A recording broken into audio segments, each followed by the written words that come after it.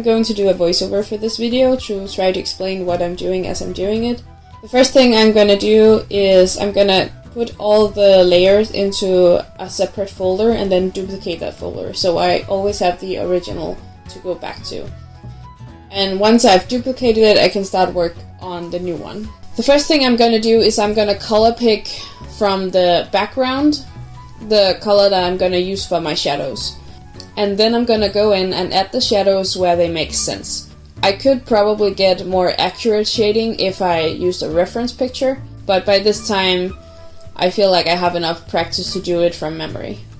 All layers that are supposed to be shadows are always in multiply. Once I have my first layer, I'm gonna go ahead and add a second layer of shading, which is just around the borders of my line art. This adds another layer of depth to the picture, and it helps make the character pop.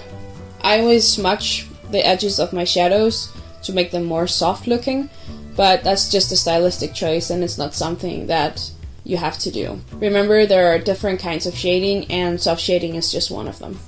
What I'm doing now is adding a blue filter over the entire character using a clipping layer, which is an easy way to translate the character's daylight colors to nighttime colors. By using a clipping layer, I make sure that the blue filter is only affecting the character because it's clipped to the folder where the character is in.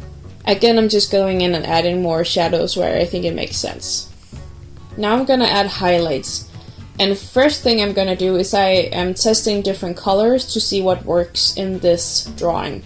This Turkish blue is not working. It always depends on which colors already exist in the picture, and I like to color pick from something that's already in the drawing.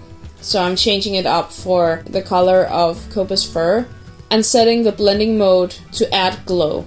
I then proceed to add little blobs of colors to where there's roundness on his body. It's difficult to explain, but like his chin would stick out a bit, so I'm adding to his chin. His shoulder would also be rounded towards the viewer, so therefore it gets a blob of color as well. It's a bit of trial and error, and I feel like I'm still improving on this, but remember, as an artist, we're always learning. I usually go in, add the blobs of color, then blend it out, add again, blend it out, add again, blend it out, until I feel like it has the effect that I want. I also wanted to upgrade the eyes to how I shade my character's eyes now, so that's what I'm doing here. Now I'm adding highlights to the character's body, and I usually let the highlights follow the line art, and I always put the blending mode to screen. The color I'm using for the highlights have been color picked from a lighter blue that's already in the image. This is gonna make the character stand out from the background more. I wasn't really happy with how the eyes looked in the old drawing, so I'm gonna go ahead and fix that. I also didn't like how the iris and the pupil were so big in this picture, because usually when a character is surprised, the pupil is gonna be smaller. So I went ahead and erased the old iris and pupil and added a new one. My current style choice for drawing eyes is that I usually only draw the iris itself and not the pupil.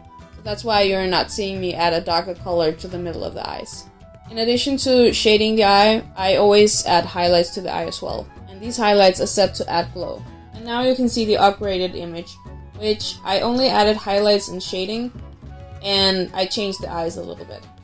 This is the old one. Remember, the only thing that was changed was a little bit around the eyes and the shading. The line art is completely the same. And this is the new one. I also wanted to show you how big of a difference it makes to add highlights to your character's body in addition to the highlights following the line art. Here's the same character, but without the highlights that are highlighting the roundness of his body. And here's with the highlights, and here's without the highlights. As you can see, it makes a huge difference in making the character appear more three-dimensional. I hope my video made sense, and I hope that you can take something from it and apply it to your own art. Willa the Pirate out.